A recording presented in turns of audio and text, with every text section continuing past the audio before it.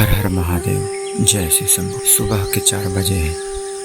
गंगा के तट पर हल्का सा कोहरा फैला हुआ है। घाटों पर दीपक की लौ हवा के साथ धीरे धीरे डोल रही है। दूर कहीं मंदिर की घंटियां बज रही और हजारों शिव भक्त नंगे पांव हाथों में जल का कलश लिए हर हर महादेव का जय घोष करते हुए आगे बढ़ रहे हैं।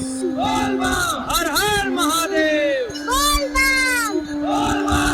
उनमें एक वृद्ध भी है जिसके कदम कांप रहे हैं, लेकिन उसकी आस्था नहीं।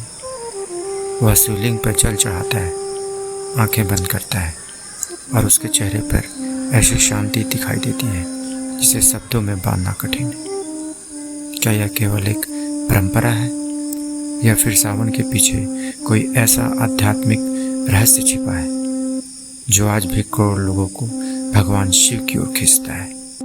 आज हम सावन की बात नहीं करेंगे। आज हम उस रहस्य की यात्रा पे चलेंगे जहाँ समुद्र मंथन है, जहाँ हलाहल विष है, जहाँ भगवान शिव का त्याग है और जहाँ एक ऐसा संदेश है जो आज की भाग दौड़ भरी जिंदगी में उतना ही प्रासंगिक माना जाता है। वीडियो के अंत तक बने रहिए क्योंकि अंत में उस प्रश्न का उत्तर भी खोजेंगे।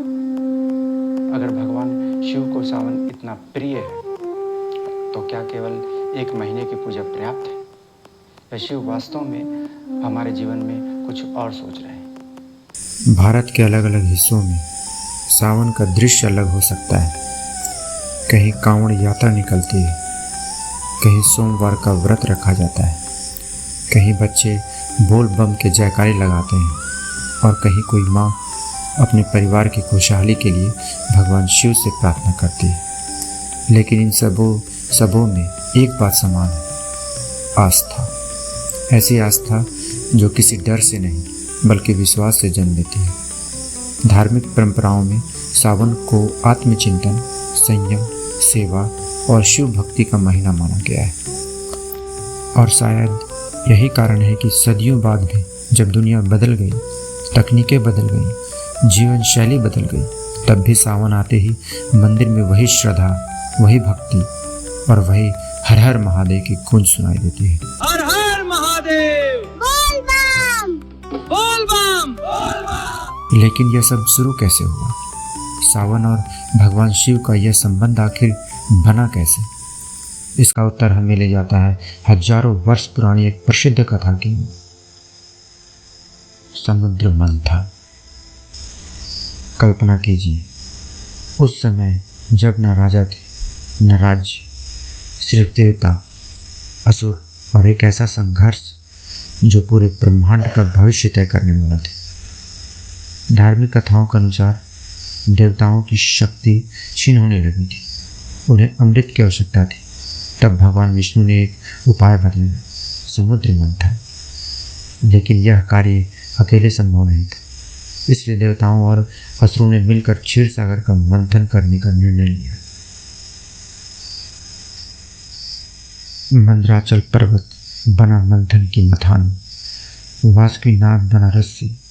एक वो देवता, दूसरी ओर असुर, और आरंभ हुआ वह मंथन जिसकी गूंज तीनों लोगों को सुनाई देने लगी।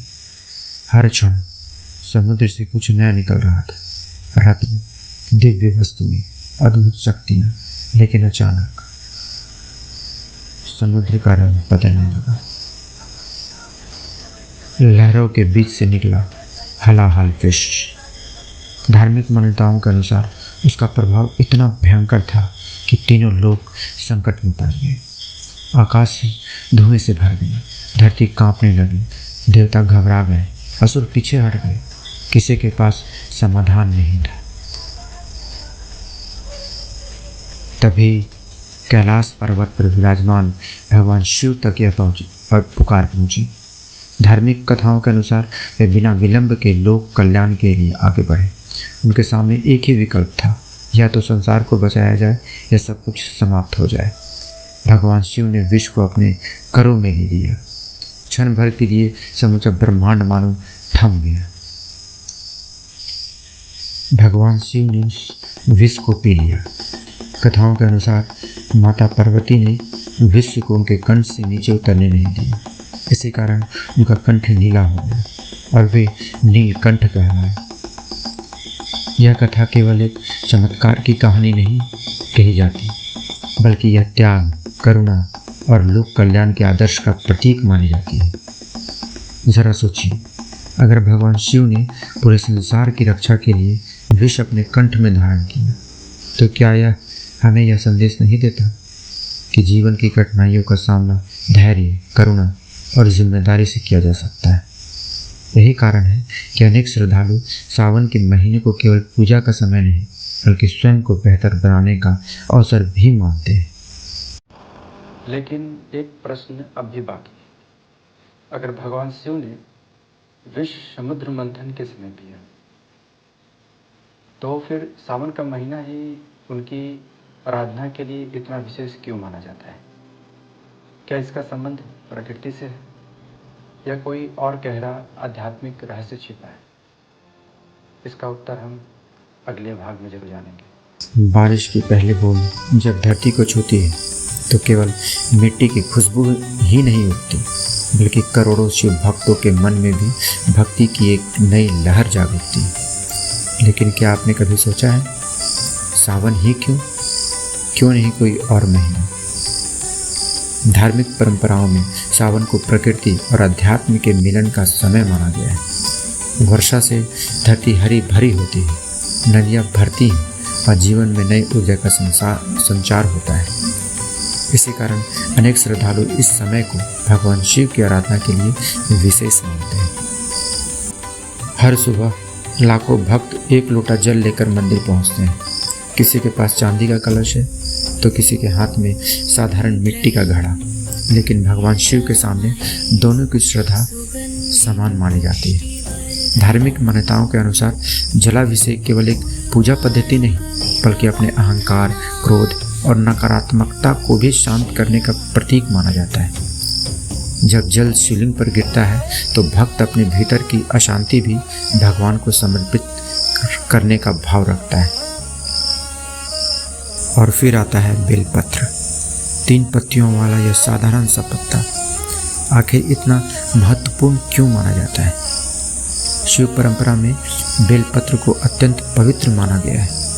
इसकी 3 पत्तियां अलग अलग आध्यात्मिक अर्थों का प्रतीक मानी जाती हैं। कुछ लोग इन्हें शिव के त्रिशूल, त्रिनेत्र या सत्व, रजस, तमस से भी जोड़कर देखते हैं। ध्यान रहे, ये धार्मिक और पारंपरिक व्याख्याएं हैं, जिनकी अलग अलग परंपराओं में अलग अलग व्याख्या मिल सकती है। यही कारण है कि एक छोटा सा बेलपत्र भी श्रद्धा का प्रतीक बन जाता है। सावन का हर सोमवार मंदिरों में उमड़ती भीड़, भक्ति में डूबे चेहरे और हर ओर गूंजता एक ही स्वर, हर हर महादेव। अनेक श्रद्धालु मानते हैं कि सावन के सोमवार को व्रत, पूजा और ध्यान करने से मन में अनुशासन और एकाग्रता बढ़ती है। लेकिन भगवान शिव को केवल व्रत नहीं, सच्चा मन अधिक प्रिय माना गया है। अगर मन में करुणा नहीं, अगर व्यवहार में विनम्रता नहीं, तो केवल पूजा ही पर्याप्त नहीं मानी जाती। शायद यही कारण है कि भगवान शिव को भोलेनाथ कहा जाता है, क्योंकि धार्मिक मान्यता ये है कि वे धन, वैभव, बाहरी दिखावे से अधिक भक्त के निष्कपट हृदय को देखते हैं। एक लोटा जल, एक सच्ची प्रार्थना और एक दयालु हृदय, यही शिव भक्ति का सार माना गया है। लेकिन सावन में कुछ ऐसी बातें भी बताई गई हैं जिन्हें करने से बचने की सलाह दी जाती है। क्या ये केवल परंपराएं हैं या इनके पीछे भी कोई गहरा आध्यात्मिक रहस्य छिपा है? और आखिर क्यों कहा जाता है कि सावन में किया गया एक छोटा सा सत्कर्म भी जीवन बदल सकता है? और इन सभी प्रश्नों का उत्तर आप अगले भाग में देखें। कल्पना कीजिए, एक व्यक्ति हर सोमवार मंदिर जाता है, शिवलिंग पर दूध चढ़ाता है, घंटों पूजा करता है, लेकिन मंदिर से बाहर निकलते ही किसी गरीब का अपमान कर देता है। और दूसरी ओर एक ऐसा व्यक्ति है जो शायद मंदिर तक नहीं पहुंच पाता, लेकिन हर दिन किसी ज़रूरतमंद की मदद करता है, सच बोलता है और किसी का दिल नहीं दुखाता। अब प्रश्न यह है कि भगवान शिव के अधिक निकट कौन होगा। शिव परंपरा में एक बात बार बार दिखाई देती है। भगवान शिव को भोलेनाथ कहा जाता है। धार्मिक मान्यताओं में उन्हें ऐसे देव के रूप में देखा जाता है जो बाहरी वैभव से अधिक सच्ची श्रद्धा और सरल हृदय को महत्व देते हैं। इसलिए अनेक संत कहते हैं, यदि पूजा के साथ आपका व्यवहार भी मधुर हो, यदि आपके भीतर दया, क्षमा और सेवा का भाव हो, तो वही सच्ची शिव भक्ति है।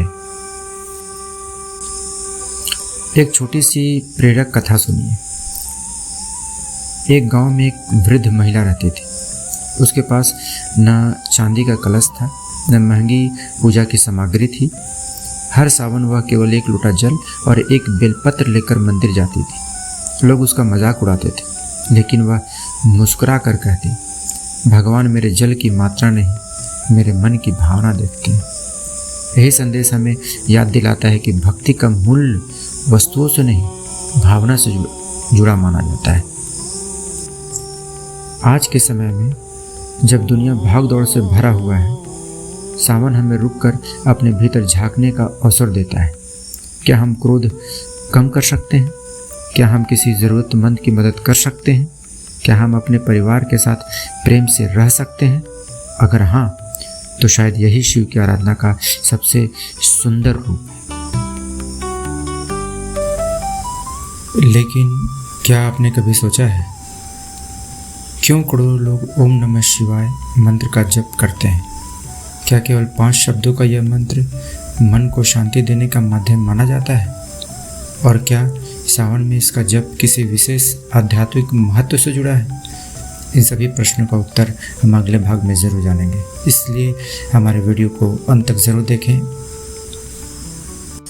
जब भी सावन आता है, एक मंत्र हर दिशा में सुनाई देता है, ओम नमः शिवाय। यह केवल 5 शब्द नहीं, बल्कि धार्मिक परंपराओं में से आत्मसमर्पण, शांति और शिव के प्रति श्रद्धा का मंत्र माना गया है। कई श्रद्धालु मानते हैं कि इस मंत्र का जप मन को एकाग्र करने और भीतर की अशांति को शांत करने में सहायक हो सकता है। लेकिन इसकी सबसे बड़ी शक्ति केवल उच्चारण में नहीं, बल्कि उस भावना में है जिसके साथ इसे जपा जाता है। क्या भगवान शिव केवल सावन में ही याद किए जाने चाहिए? करोड़ों श्रद्धालु ओम नमः शिवाय का जाप करते हैं। शिव परंपरा में इसे एक अत्यंत पवित्र मंत्र माना जाता है। कई साधक मानते हैं कि इस मंत्र का जप मन को शांत करने, ध्यान में एकाग्रता बढ़ाने और ईश्वर के प्रति समर्पण का भाव जगाने का माध्यम बन सकता है। भगवान शिव हमें क्या सिखाते हैं? विष को पीना। इसका अर्थ यह नहीं हुआ कि दुख को चुपचाप सहते रहो।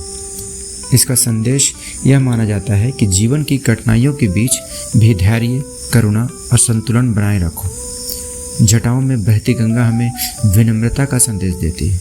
माथे का चंद्रमा हमें शांति का, और त्रिशूल हमें यह याद दिलाता है कि ज्ञान, साहस और संतुलन तीनों का महत्व है। कल्पना कीजिए, आज से कई वर्ष बाद जब कोई आपसे पूछे सावन का सबसे बड़ा अर्थ क्या है, तो शायद आपका उत्तर होगा, सावन केवल व्रत रखने का महीना नहीं है। सावन अपने भीतर के क्रोध को शांत करने का महीना है, क्षमा करने का महीना है, सेवा करने का महीना है, अपने भीतर छिपे शिवत्व को पहचानने का महीना है। अगर इस वीडियो ने आपके मन को छुआ है, तो आज एक छोटा सा संकल्प कीजिए।